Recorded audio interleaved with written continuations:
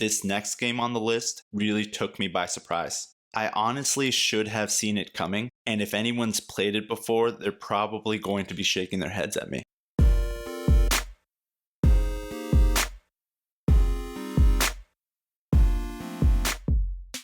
Hey everyone, welcome back to Digital Gaming Hub, where every Thursday we go through and rank the SNES games on Nintendo Switch Online. In this video, I will be ranking 3 more classic SNES games, and you can also find me playing these games on Twitch. That's twitch.tv/Digital Gaming Hub. Now, the first game in today's video is Prehistorik Man.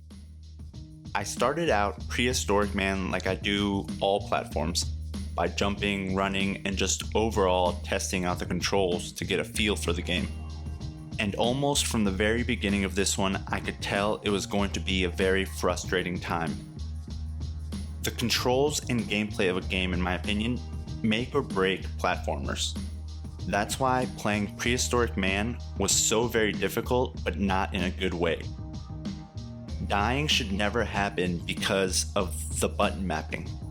And in Prehistorik Man, run and hit are the same button. So when you want to run in Prehistorik Man, you will instead hit, causing you to move forward slightly before you start your run, which then causes you to fall off the platform.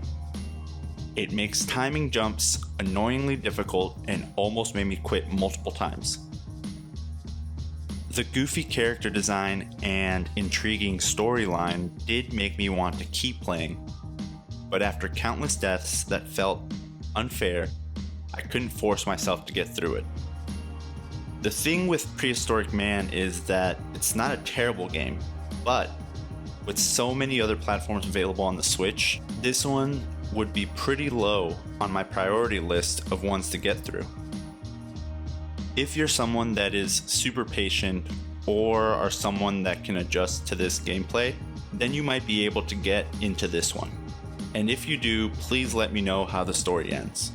Alright, so let's see where we'll be ranking Prehistorik Man. I don't see it in this list, so we will have to use another game.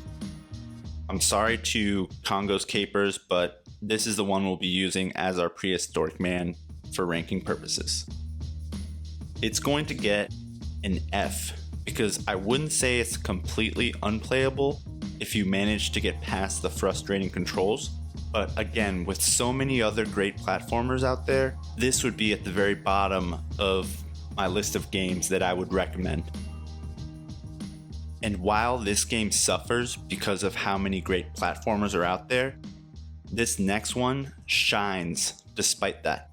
The next game on the list of SNES games is Demon's Crest. I keep wanting to call this one Demon's Quest, but Demon's Crest starts out with a pretty long intro that gives a backstory.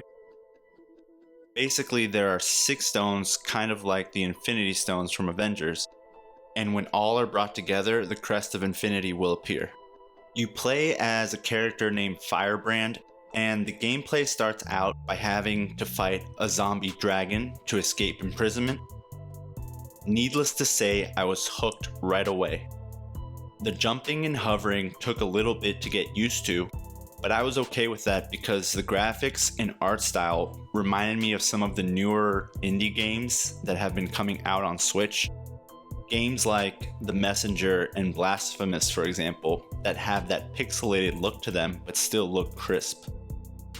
In terms of difficulty, Demon's Crest can be difficult at times, but learning the bosses and enemies' moves gives you the feeling of getting better at the game, and when you lose, you can see exactly what to improve on in order to get past it. This actually might be one of the rare occasions where I would go as far as saying that Demon's Crest would be a game that I would pay for if it was in the eShop. But fortunately, it's free, so I don't have to. My ranking of Demon's Crest might be a bit high compared to others' reviews, but I want to give this game an A. I could see this game shifting down to a B, but for now we'll keep it at an A. If you like platformers and are looking for something to play but don't want to buy a new game, I would highly recommend checking this one out. I went into Demon's Crest expecting to like it, but this next game on the list really took me by surprise. I honestly should have seen it coming, and if anyone's played it before, they're probably going to be shaking their heads at me. The next game on the list is Breath of Fire. Breath of Fire is actually the first game on this list where I started out hating a game, but then ended up absolutely loving the game. Now let me tell you why. Breath of Fire is an RPG, so it starts out with a super long intro with a lot of dialogue and cutscenes to build up the backstory, and I'm usually not a fan of this because I want to jump right into the gameplay. But if you're a fan of RPGs, you most likely get enjoyment out of being swept into the story.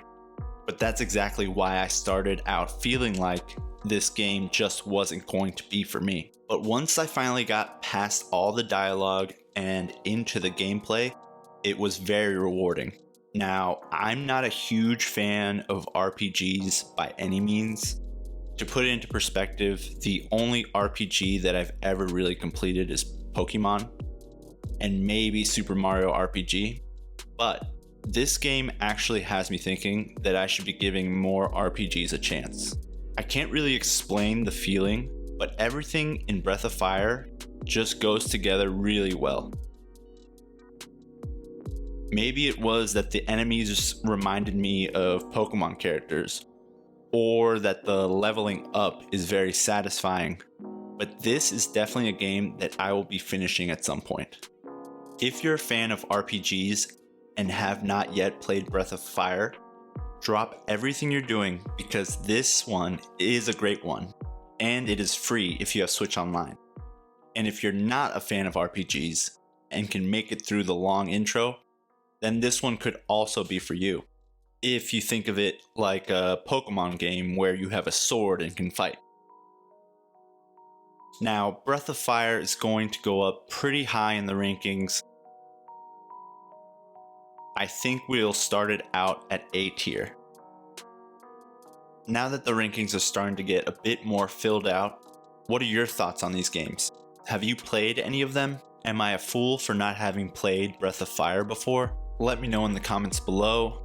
Don't forget to like and subscribe, and I'll see you here next Thursday for the next 3 SNES games ranked.